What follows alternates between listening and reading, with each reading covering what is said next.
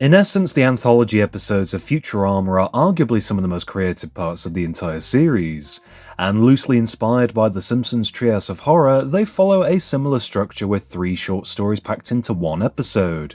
And beginning all the way back in Season 2 with Anthology of Interest, there are now 8 of these episodes overall, but sadly, unlike the Treehouse of Horror specials, a majority of these were not well received. Last season's The Prince and the Product was a big disappointment, regarded as the worst episode of Futurama, and it even inspired me to make a list covering the top 5 worst episodes of the show according to the internet, and 3 of those episodes were anthologies. But with how much I liked this season's anthology episode, and how there's conveniently 5 of these episodes left to talk about, here's my list of the top 5 best anthology episodes of Futurama. At number 5 we have the Futurama Mystery Library, the most recent anthology episode. And luckily this is a huge step up from what we had last season, and based on classical mystery literature, I like how these stories capture the imagination behind the original books they're spoofing, but of course they are given a Futurama twist.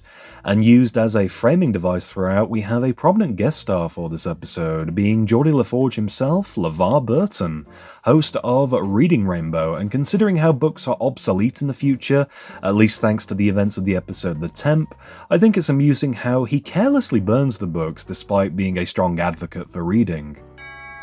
Hang on, let me get the door. Even if you're not a fan of this style of episode, I still think the Tintin parody in particular deserves some recognition, and it's surprising how well the Futurama cast translated to the world of Belgian cartoonist Heggie, and the unique art style is extremely impressive, and I enjoyed the amusing dialogue, with Fry taking on the role of Tintin himself, now named Fry, and delivering an important letter to the Professor. This encourages a romance subplot involving the villainous side character Mom, which inspires a worldwide adventure so Professor Algebra, in this instance, can rekindle their relationship. But one plane crash later, it turns out that she wrote the letter to the wrong professor, which creates a love triangle with Ogden Wernstrom playing a character named Professor Geology. And I really like how this becomes a heavily sci-fi focused murder mystery by the end.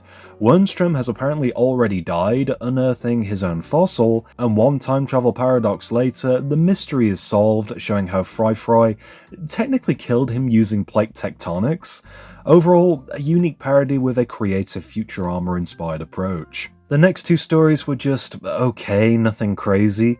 Leela gets a prominent story with her Nancy Drew parody titled Lancy True in the Mystery of the Missing Mass, and this is taken quite literally with items going missing at random, such as her dad's grandfather clock, and I felt this gag was just overplayed and extremely repetitive until Lancy herself goes missing, and this is where Fry and Bender take over as a Hardy Boys parody, The Smarty Boys. And eventually they do find the missing clock, but given a Futurama twist, there's a black hole inside the clock that's responsible for everything going missing, and then randomly the sidekicks played by Amy and Zoidberg betray everybody, and the planet is consumed by the black hole. I'd say this didn't really provide much in terms of a satisfactory parody nor substance overall. And likewise with the last homage to Encyclopedia Brown, with Bender as the child detective. And this one, in my opinion, was the weakest overall. It had some funny moments, seeing Bender tangled up in a web of unsolved mysteries, and I enjoyed how Earl was repurposed for this story, being one of my personal favourite side characters. The puns go a bit wild in this one, with Encyclopedia Brown trying to solve who left a flaming bag of poo on the professor's doorstep. And feeling like all is lost, suddenly Neil deGrasse Tyson rocks up to explain how the flaming bag of poo is made of matter, that all matter came from the Big Bang, which is therefore to blame for the crime, or is it? Where were you when the Big Bang happened? Me? The silly meta-humor towards the end made this funnier, but the Tintin parody really does carry this entire episode, being the most enjoyable part.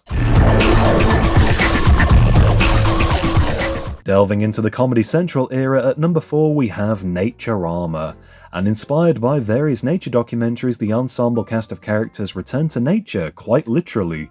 And what I enjoyed about this episode is how it's factual but also comedic. and we begin with the life cycle of the salmon, mostly focusing on a love triangle between Fry, Leela, and Zach Brannigan, and there's some hilarious but dark moments to accompany the brutality of nature, and I especially enjoyed seeing the Hyper Chicken lawyer repurposed as a heron, along with Lure and Under as grizzly bears. My favourite part of this episode, however, looked at the Penta Island tortoise, appropriately played by Professor Farnsworth, and I was sad to read that this species is officially declared extinct, but there are plans to try and revive them, and using selective breeding programs from hybrids, it's thought that a genetically identical tortoise could be reintroduced into the wild, and that's definitely worth reading up on if you are interested. It was a fascinating idea in my opinion, and speaking of breeding, this story sees the Professor Tortoise progress with a very slow-moving journey to rekindle a romance with another tortoise, once again being Mom, but luckily there's no Wernstrom love triangle, just a massive rock and twisted foreshadowing.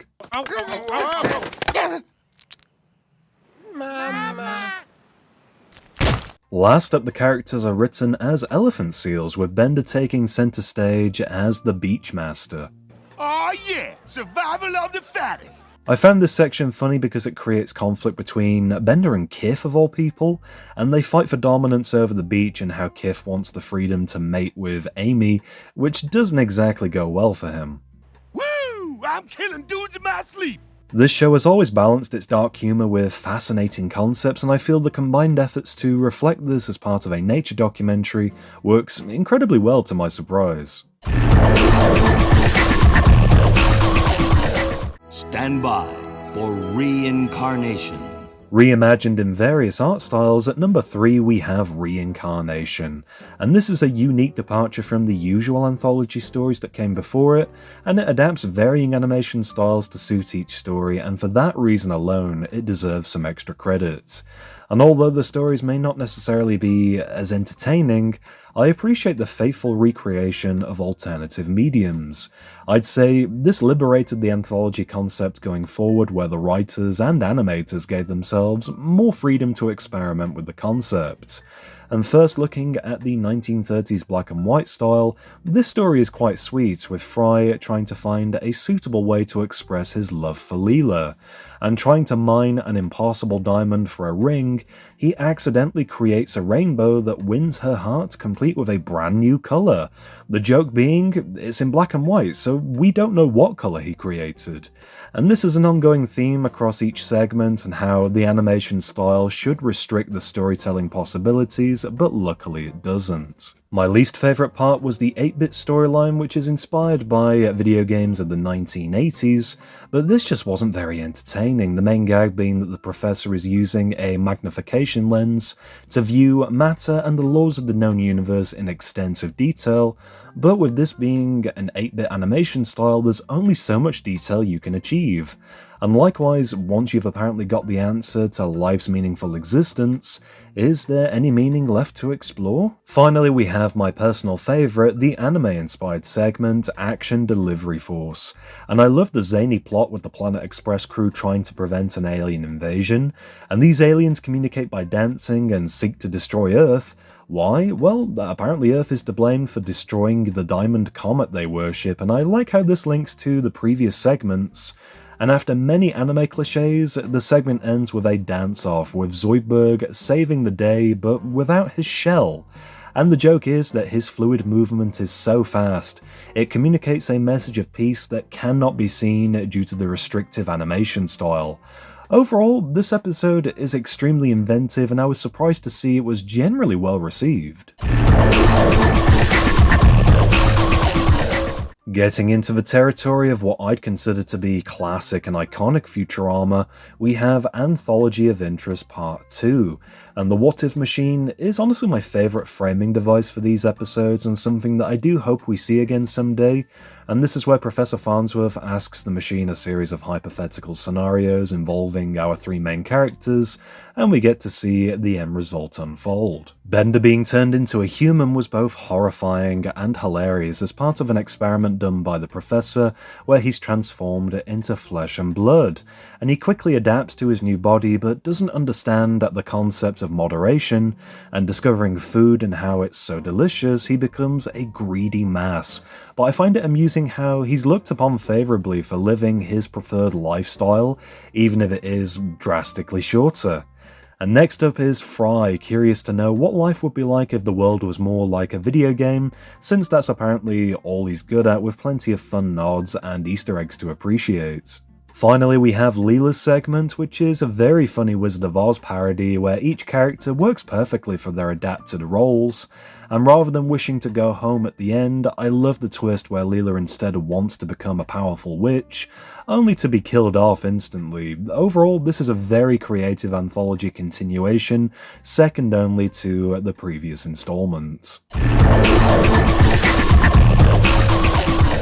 I may have a personal bias towards picking Anthology of Interest Part 1 as my favourite, because this was the first full episode of Futurama I ever watched. And oh boy, what a strange first experience. Giant Bender versus Giant Zoidberg, Leela murdering the entire cast, and Fry being responsible for the destruction of the known universe. This episode also features the first speaking role of Scruffy the Janitor, played by the hilarious Dave Herman. I've never seen you before. I've never seen you before neither. With the Professor showing off his latest invention, the Thing Longer, the What If machine takes over the episode with its hypothetical stories. And I will say, it's very difficult to choose a favourite segment. Particularly, I did enjoy the Bender-themed one with the many 3D assets used for the Giant Bender, attacking New York, and he befriends Fry and no longer seeks to kill all humans, or so we think. When he's made to look like a threat to the planet, the Professor intervenes by creating a giant Zoidberg to challenge him, and I love the visual humour behind this fight sequence, albeit the ending is unusually emotional. Leela being more impulsive results in her giving into suppressed emotions and killing off a good majority of the Planet Express crew. And I found this segment oddly satisfying, especially when Fry eventually does figure out that she's the killer, but lucky for him, he gets laid instead of killed. So, Fry, what do you think of the impulsive new me? I like it. Speaking of Fry, he steals the show with the last segment, revealing that the world would end if he didn't fall into the cryogenic freezer on New Year's 1999.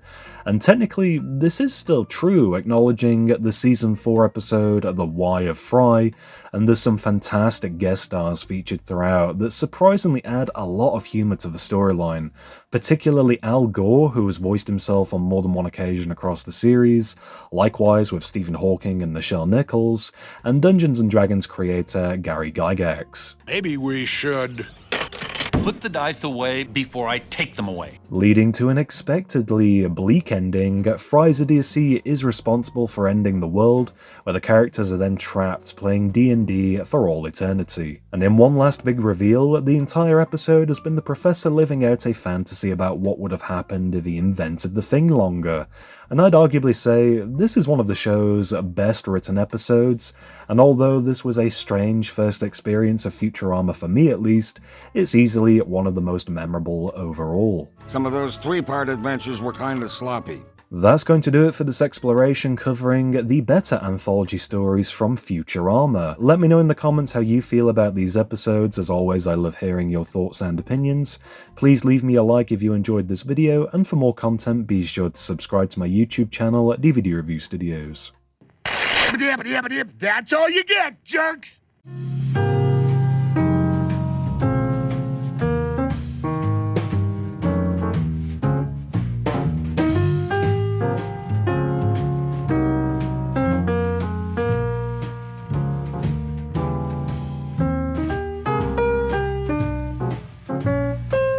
Are you threatening me?